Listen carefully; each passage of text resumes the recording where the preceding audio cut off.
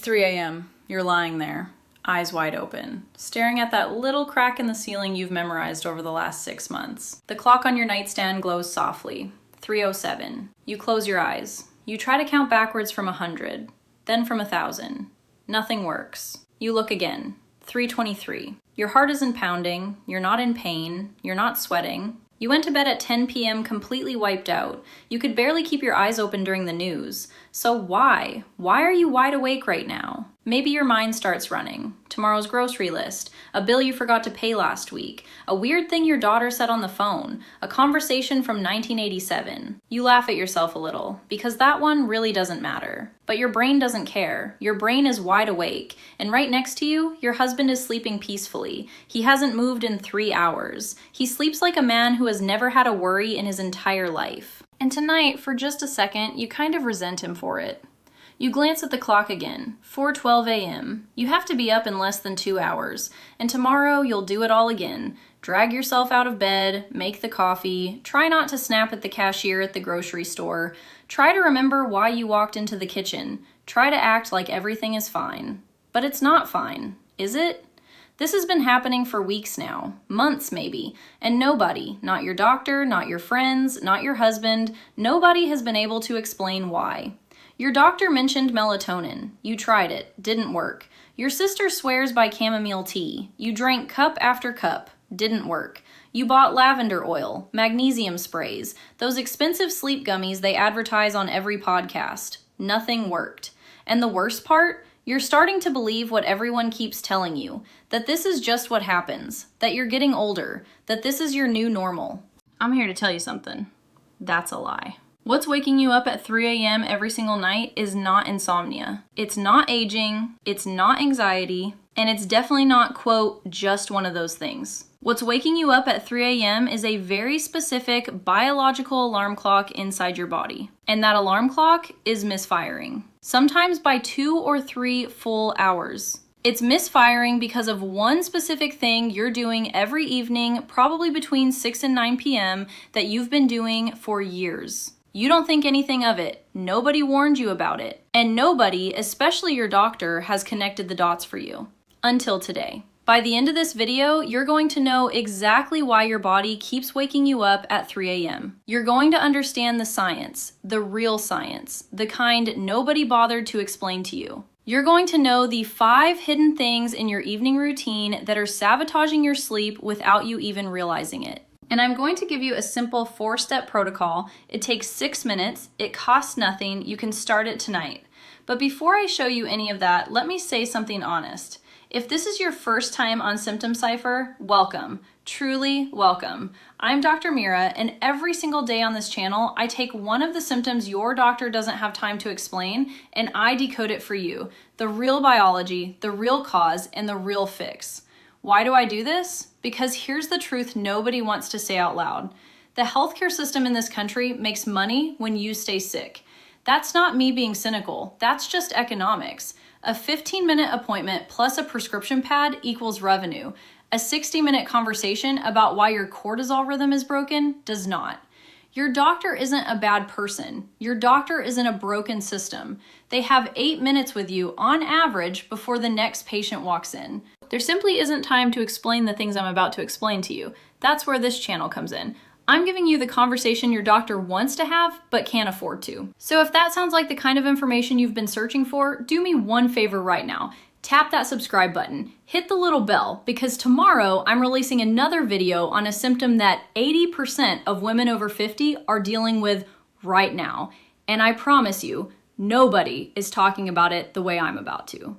Okay, let's get into it. But first, a quick but very important note. Everything I'm about to share with you is for educational purposes only.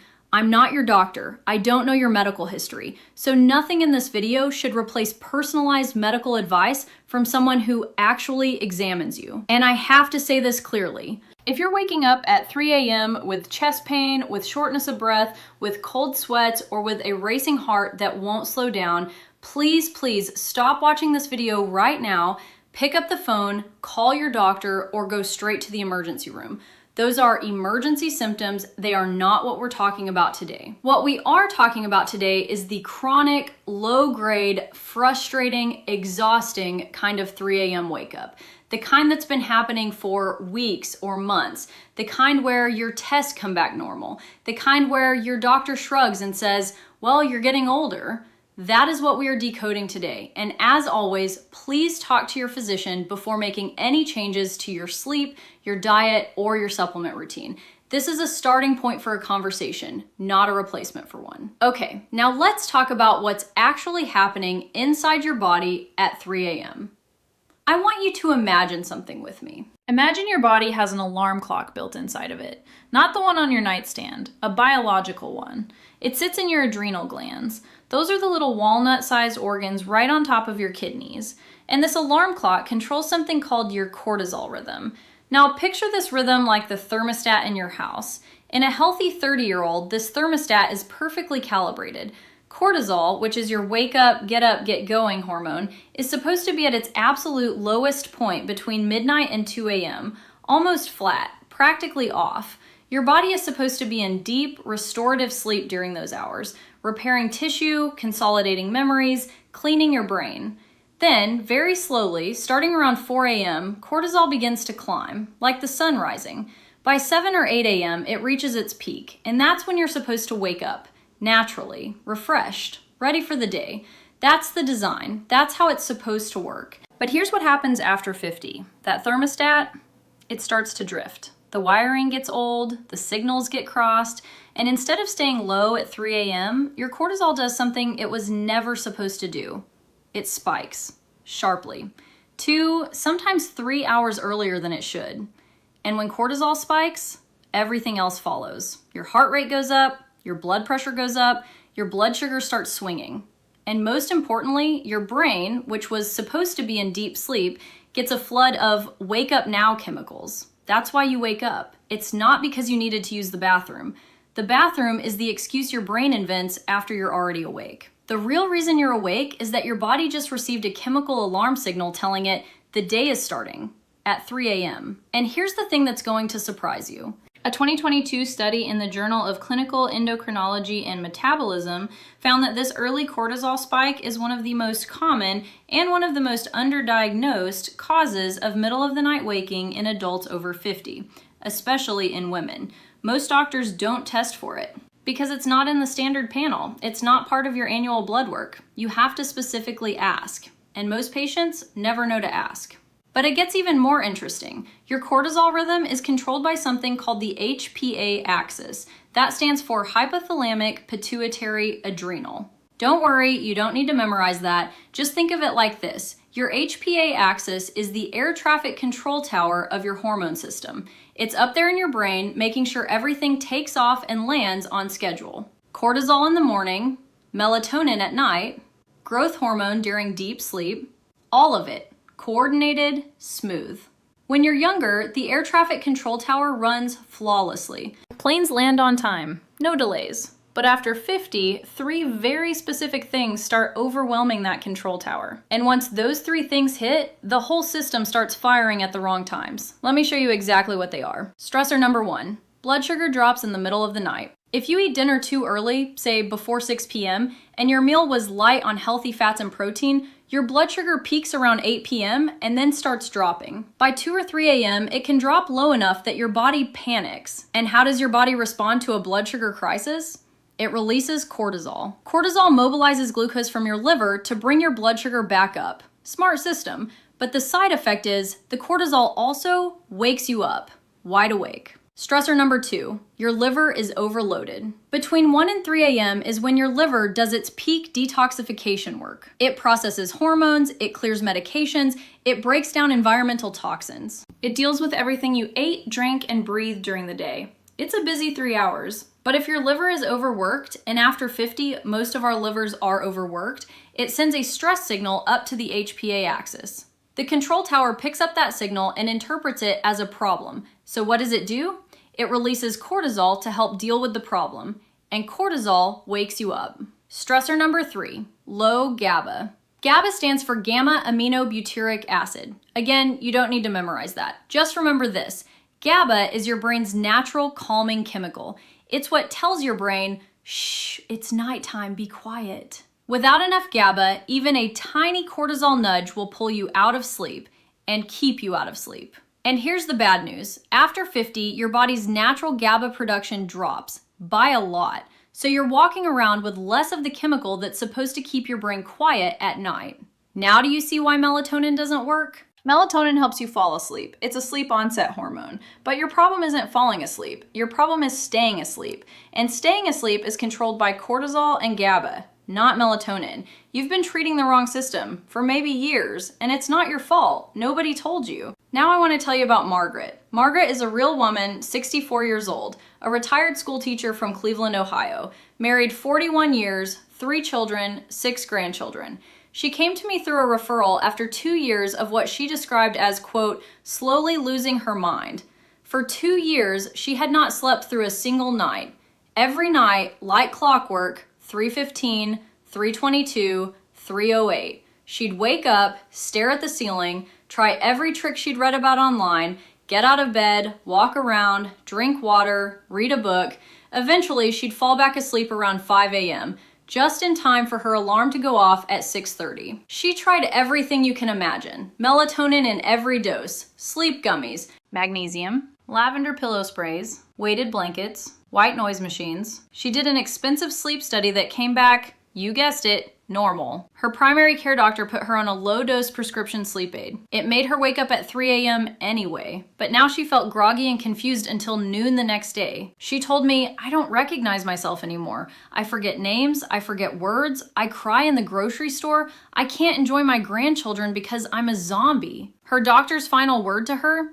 Margaret, you're 64. This is just what happens. You're going to have to live with it. But Margaret refused to accept that. She came to me and we did one simple test, a salivary cortisol panel. 4 samples, spit in a tube, at 8 a.m., at noon, at 5 p.m., and at 11 p.m. That's it. It costs about $80. Most doctors don't order it, but I order it for almost every patient over 50 who can't sleep. When her results came back, I almost dropped the paper. At 8 a.m., when her cortisol should have been peaking, it was barely there, almost flatlined. At 11 p.m., when her cortisol should have been dropping like a stone, it was through the roof. And we already knew from the way she described her wake-ups that her cortisol was spiking around 2 to 3 a.m. Her entire HPA axis was upside down. Day and night had completely flipped. Her body was running on the wrong schedule. She didn't need another pill, she needed her control tower recalibrated. So I gave her exactly the same 4-step protocol I'm about to give you. No medications, no supplements, just 4 simple changes to her day. Day 4, she texted me, Dr. Mira, I slept until 5:45 a.m. I cried when I woke up, from happiness. Day 14, she sent another message. 6 hours straight, twice this week. By day 28, she was sleeping 7 hours a night, consistently, for the first time in 2 years. That was 14 months ago. She still sleeps through the night. She's off the prescription sleep medication. Her doctor was, in her words, quote, baffled. But here's the part that broke my heart a little. Margaret told me, 6 months into sleeping well again, that the worst part of those 2 years wasn't the exhaustion. It wasn't the brain fog. It wasn't even the missed memories with her grandchildren. The worst part, she said, was feeling invisible, like she was screaming for help and nobody could hear her. Her doctor didn't hear her. Her husband, bless him, didn't really understand. Her friends just kept recommending more melatonin. She said, I started to feel like maybe I was the problem. Maybe I was just a complainer. Maybe this really was my fault. I want you to hear me very clearly right now. If you've been waking up at 3 a.m. for weeks or months or years, and people have been telling you it's just stress, just aging, just one of those things, I need you to know something. You are not crazy. You are not weak. You are not making this up. There is a real, measurable, biological reason this is happening. And it is fixable. It's not your willpower. It's not your mindset. It's not because you didn't try hard enough. It's biology, and biology can be changed. And I'll tell you something else. Margaret's story is not unusual. I want to mention one more woman just briefly because her situation might sound exactly like yours. Her name is Eleanor. She's 58, still working, still raising a teenage son she had later in life. Her wake-ups weren't at 3 a.m. Hers were at 2:30 a.m., sharp, and she'd be wide awake until almost 5. Then she'd fall back asleep just in time for her alarm. When we tested her cortisol, hers wasn't quite as flipped as Margaret's, but she had something different going on. Her liver markers were elevated, not in a dangerous way, just in a this organ is working overtime way, because of 2 glasses of wine with dinner every night for 30 years. When she cut down to 2 glasses on weekends only and added the 4-step protocol, her 2:30 wake-up stopped within 9 days. Eleanor's biology is not Margaret's biology, but the protocol works for both. That's the beauty of working with the root cause. The protocol speaks the language your HPA axis understands, no matter what specifically is overwhelming it. I tell you both their stories for one reason. Margaret is not special. Eleanor is not special. Their biology is not different from yours. What worked for them will most likely work for you because the underlying cause is the same. Now, before I give you the protocol, I need you to know what's making your problem worse. The 5 hidden villains in your evening routine that are sabotaging your sleep every single night. Villain number 1, eating dinner too early. I know everyone tells you to eat early. Don't eat after 6 p.m. Stop eating at sunset. Intermittent fasting people are obsessed with this. But for women over 50 with the 3 a.m. wake-up issue, eating too early is one of the worst things you can do because by 2 a.m. your blood sugar has dropped, cortisol comes in to fix it, and cortisol wakes you up.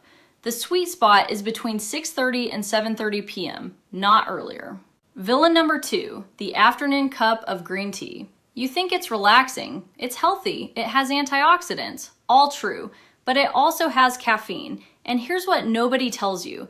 After 50, your liver clears caffeine roughly 40% slower than it used to. That 4 p.m. cup of green tea, it's still active in your bloodstream at midnight, quietly blocking your cortisol from dropping the way it should. If you must have green tea, switch to morning only, stop by 11 a.m., period. Villain number 3, scrolling your phone in bed. Yes, I know you've heard about the blue light thing, but it's not just the blue light, it's the content. Every time you read a news headline, every email you skim, every social media post you scroll past, your brain registers it as information.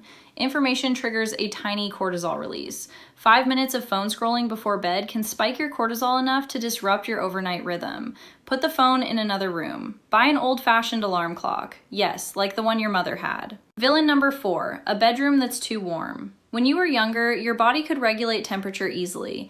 After 50, that ability weakens. To enter and stay in deep sleep, your body's core temperature actually needs to drop about 1 to 2 degrees. If your bedroom is above 68 degrees Fahrenheit or 20 degrees Celsius, your nervous system stays in low-grade alert all night. Cool the room, cool the bed. It makes a measurable difference. Villain number 5, alcohol in the evening. Even just 1 glass. I'm sorry, I know, I'm not popular for this one, but here's the truth. Even 1 glass of wine at 7 p.m. forces your liver to prioritize alcohol metabolism between 1 and 2, and that's not a coincidence, that's biology. You don't need to eliminate all 5 villains at once. Start with the one that feels easiest, then add another the next week. Small changes, big results. Now, finally, the protocol. This is the 4-step cortisol reset protocol. It costs almost nothing, it takes 6 minutes total per day, and it works because it directly retrains your HPA axis, your hormone control tower, to fire at the right times again. Morning, within 30 minutes of waking up. Step 1, get 10 minutes of direct sunlight. Walk outside, no sunglasses, coffee in hand if you like. Let real, unfiltered morning sunlight hit your eyes for 10 full minutes. This is the single most powerful signal you can send to your HPA axis. Sunlight on the retina tells your brain, this is morning. This is when cortisol is supposed to be high. Within 5 to 7 days, your control tower starts adjusting. Cortisol begins peaking in the morning again, not at 3 a.m. If you live somewhere cloudy or it's the middle of winter, buy a 10,000 lux light therapy lamp. They're $30 to $50 on Amazon. Use it for 20 minutes while you eat breakfast. Same effect. Daytime. Step 2, eat at least 30 grams of protein within 1 hour of waking. Notice I said grams, not, quote, some protein. Specifically 30 grams. That's 3 eggs plus a small serving of Greek yogurt. Or a protein shake with a scoop of protein powder. Or cottage cheese with some berries. The 30 grams matters because it stabilizes your blood sugar for the entire day. A stable blood sugar during the day means a much lower risk of a blood sugar crash at 2 a.m. Evening. This is the critical window. Step 3. Eat dinner between 6:30 and 7:30 p.m. Include healthy fat. Healthy fats slow digestion. Slower digestion means your blood sugar releases steadily over the night, no crashes, no cortisol spike. Examples of healthy fats: a tablespoon of olive oil drizzled over your vegetables, half an avocado, a handful of almonds, a piece of salmon, even just 2 tablespoons of nut butter with an apple before bed can do the trick. Step 4, the 4-7-8 breathing technique. Right before you turn off the light. This is the most powerful and most underused tool I'm going to give you. It's been studied, it works. Here's how you do it. Sit up in bed or lie on your back, whatever's comfortable. Inhale through your nose for 4 seconds. Hold your breath for 7 seconds. Exhale slowly through your mouth, making a soft whoosh sound for 8 seconds. That's 1 round. Do 4 rounds total. Takes about 76 seconds. What's happening in your body during this is fascinating. The slow, controlled exhale activates your vagus nerve. Your vagus nerve directly signals your HPA axis to lower cortisol. A study in the Journal of Clinical Sleep Medicine found that just 2 minutes of this breathing technique before bed reduced overnight cortisol levels by up to 23%. 23% from breathing. Do these 4 steps every day for 7 days straight. Don't expect a miracle on night 1. Your HPA axis didn't get knocked off track in a day. It took years. It needs about a week to recalibrate. But by night 7, most people see real improvement. By day 21, the new rhythm is locked in. By day 60, it's just how you live. That's it. That's the whole protocol. No pills, no expensive supplements, no fancy equipment, just 4 small daily habits that talk directly to the system that's causing your problem. Before I let you go, I have 2 questions for you, and I really do read the comments, so please take a moment and answer both. Question number 1, how old are you? Just the number. I ask because I tailor every video to the people who actually watch. The more I know about my audience, the better I can serve you. Question number 2, where are you watching from? Your city, your country? I love seeing where this community lives. It also matters for sleep advice because time zones and sunlight exposure vary all over the world. One last thing, if anything in this video, anything at all, made you feel like, finally, someone is explaining this, please give the video a thumbs up. That little blue button is how YouTube knows to share this with the next woman who is lying awake at 3 a.m. thinking she's losing her mind. Your 1 click could be the reason she sleeps tonight. And tomorrow, I'll see you back here. We're going to decode another symptom that nobody is explaining correctly. Your stiff knees in the morning, the ones that take 20 minutes to wake up. Spoiler alert, it's not arthritis, and it's not cartilage. It's something completely different. And the fix takes 60 seconds. So subscribe, hit that bell, and come back tomorrow. Until then, sweet dreams. Real ones this time. I'm Dr. Diana, this is Symptom Cipher, and I'll see you tomorrow.